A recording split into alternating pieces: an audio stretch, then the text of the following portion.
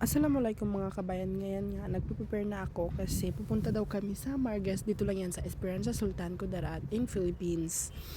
Kasama ko yung lola ko at yung tito ko. So ayan, sabi nga ng lola ko, bilis-bilisan ko raw ang pag-prepare ng mga gamit ko kasi late na raw ako. Ang hindi niya alam ay yung tito ko, hindi pa dumarating. Pero sabi ko sa sarili ko, hayaan mo na. Ayan guys, natapos na rin ako, pupunta na ako sa labas. So these were the things we packed for our trip to Margas, Hot and Cold Spring. There's a charcoal for the grilled fish and some other stuff as well. Ang iba kasi dyan guys, yung lola ko nagpack. Hindi ko alam kung ano yan ah. At ito na nga yung kanin na niluto ng lola ko guys. Malaki yan, marami yan. Good for 6 people kahit 4 lang kami, di ba? Maalaga talaga si lola. So ayan mga kabayan no, we're almost done na. Pero yung tito ko na lang yung hinihintay namin kasi bumili pa siya ng tilapia doon sa fish store sa palengke. So ayun na nga, malapit ko na lang makalimutan yung underwear na kailangan ko palang dalhin for extra. Imagine no, paano kung nakalimutan ko nga talaga. Pero ayan, nilagay ko na siya sa supot. So ayan guys no, natapos na rin magpack yung lola ko. So ako na lang yung bumitbit palabas para hindi na hassle pag dumating yung tito ko. Galing palengke no. So ayun nga, dyan ko na lang nilagay sa gilid para prepare na no.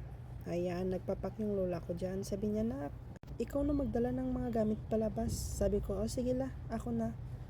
Kahit na nagva-vlog, oh ako yan, oh diba? Ako na bit-bit, ako nagdala ng gamit palabas. Mga gamit, yan, ako vlog, ako na lang lahat. Ay di, joke lang, char. So ayun na nga, may naiwan pa kasi. So ayun, di ko alam anong laman yan, oh yan pa. Yung aming rice. So ayan na nga, dito nga guys, naghihintay lang ako kung kailan pa dadating yung tito ko, no? So ayan nga, kakahintay sa kanya, napaisip na lang ako na, baka na-aksidente na siya. Ay, wag naman sana. So ayan nga, dumating na siya. So ayan, yan ang tito ko. Thank you Lord. Hay, salamat. Dumating na rin. And yan, paalis na kami sa bahay namin. Pupunta na kami ng Marges. Yan, I was so excited here guys, no? I was really excited. Yung journey naman talaga kasi yan. Yun yung papuntang Marges guys. It's all greenery here in Esperanza Sultan Kudarat. I recommend you visit the place. Kasi dito guys, puro mga bukid. Wala ka talaga makikita na mga cities na parang yung nature ba? Yung nature is giving. It's natural talaga. Yung air, sobrang napaka-fresh talaga. It's so fresh, refreshing sa lungs. And yan, so yan na nga. Malapit na kami dito pupunta sa Margis, guys. So we finally arrived at our destination, guys, here at Margis Esperanza Sultan Kudarat. As you can see, we're here.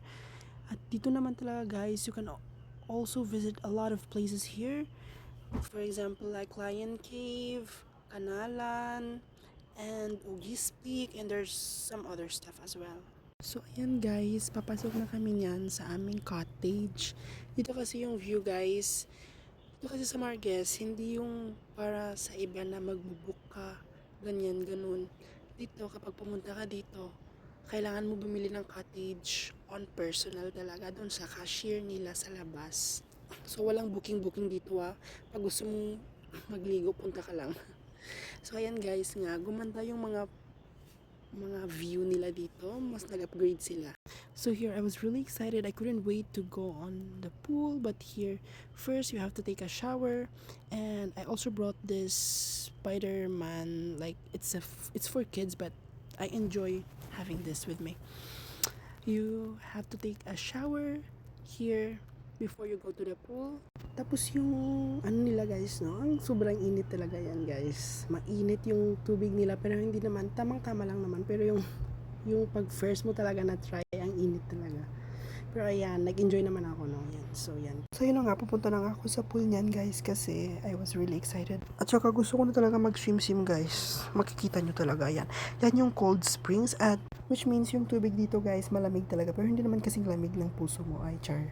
So, ayan nga, guys, walang katao-tao dito kasi maaga pa to. 30 kasi, guys, yan, walang katao-tao pa dito. Parang you have your own private island, 'di ba? Ang ganda, ang galing. So, ayun nga guys. Pagtapos niyan, nagutom ako. So, hindi pa luto yung niluluto ng tito ko, no, na grilled fish. So, ayan, gulay lang muna. Tapos, pagtapos nito, grilled fish na naman. So, ayan nga yung grilled fish na lulutuin sana ng tito ko. Pero ngayon niya lang niluto kasi nahirapan siya light ng fire out of a coal, out of a charcoal, guys. So, ayan. Ngayon niya lang niluluto. So, ayan na. Hindi pa nga naluluto yung yung grilled fish. So ayan, nagsusimsim muna ako dito. So iba ng pool to, guys. Hindi na to siya malamig, parang mainit na to siya, pero hindi naman sobrang init, yung tama-tama lang siya. So ayan, dito ako nag-enjoy. Ayan guys, as you can see.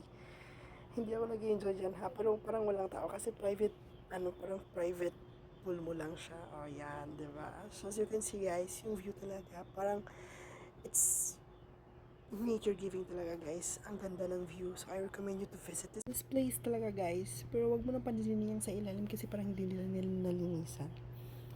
Sana naman, oh, ayan, 'di ba? Oh, ang ganda talaga ng views. So ayan, guys, bumalik ako kasi nagutom ako. Kumain ako ng biscuits na dala ni Lola, fudgy bar, tsaka yung Louis donut. So, kinain ko nga yan. Pauwi na kami dito, guys. So, ayan, I pumped the air out. Tapos, guys, yung ibang mga gamit yan, prepare ko na rin kasi uwing-uwi na talaga kami ng oras na to. Gusto na talaga namin umuwi. So, ayan nga, pauwi na kami niyan. Pupunta na kami sa tricycle namin. I hope you like the video. Don't forget to like and follow so you don't miss out on my another vlog. That's all. See you on my another vlog. Bye!